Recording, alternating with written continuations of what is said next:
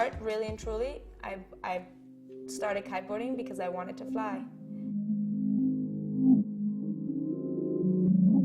One of the first memories of my ever feeling like I wanted to kite was when I first managed to get on the board.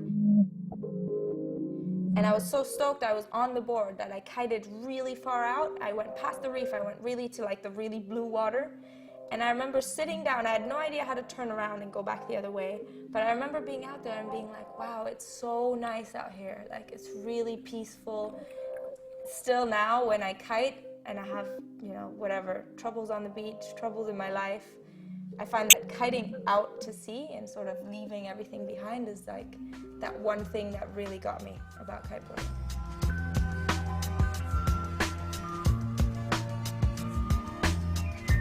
Very into PlayStation before I started kiteboarding. I actually never did any other sports. I think I kind of just stumbled into the whole thing at the beginning, really.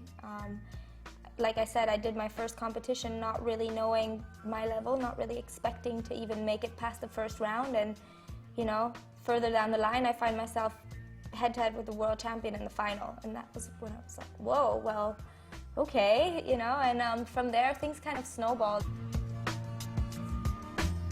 Hi, my name's Susie Mai. I'm a professional kiteboarder, and I came out here to the Maldives because we wanted to try and have me jump over this big, huge bungalow behind me. So you're going... So I'm going to be going this way. I think sort of this way. Or flying.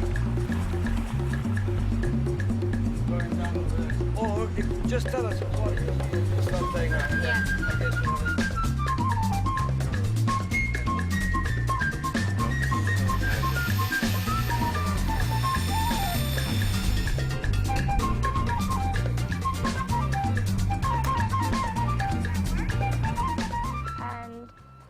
It was definitely doable, but unfortunately we didn't get enough wind to try it, and it's pretty frustrating because it would have been one of the coolest things ever.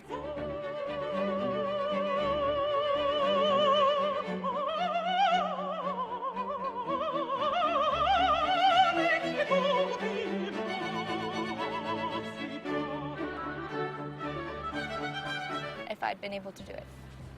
It's really a constant waiting game, and it's like a dance back and forth with the wind. You're always waiting for it, and then suddenly out of nowhere, leaves start to rustle, and there it is. You know, no warning. I mean, it's a force of nature, and I'm pretty used to having to sit on the beach and wait it out. So I guess it's not unusual. It's just very frustrating when you come all the way out somewhere and you can almost see it in your mind, but you just don't have the tools to do it. But it doesn't matter, because tomorrow we're flying out to Sri Lanka, where I have like a little workshop with some of the local people, some of the kiteboarders in the scene, and going to fly.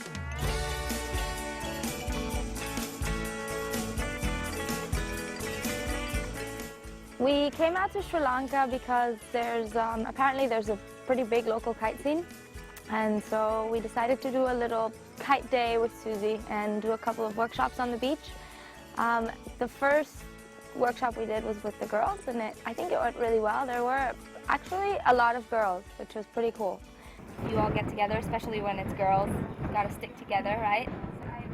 I've been trying really hard to push the female side of kiteboarding too, because I think there's huge potential there, and it's just something about girls that we just make the sport look graceful. We make it look elegant. We make, you know, something that looks really hardcore when a big muscly guy is doing it.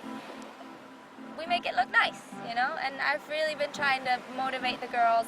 In order to get girls to do something, I think it's all about making them realize that they can.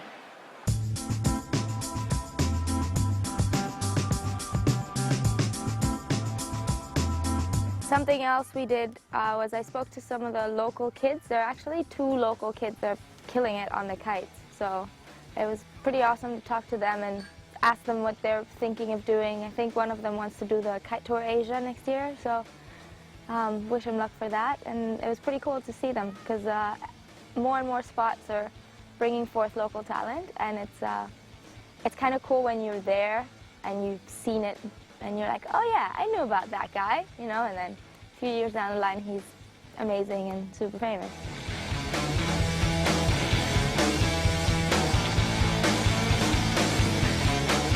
The scene out here in Sri Lanka is pretty relaxed, I'd say. The people are very chilled out and they love kiting. They will go through great lengths just to be able to kite every day. They kind of camp out in these ghetto sort of places, and you know, they're quite happy just to eat, sleep, and ride.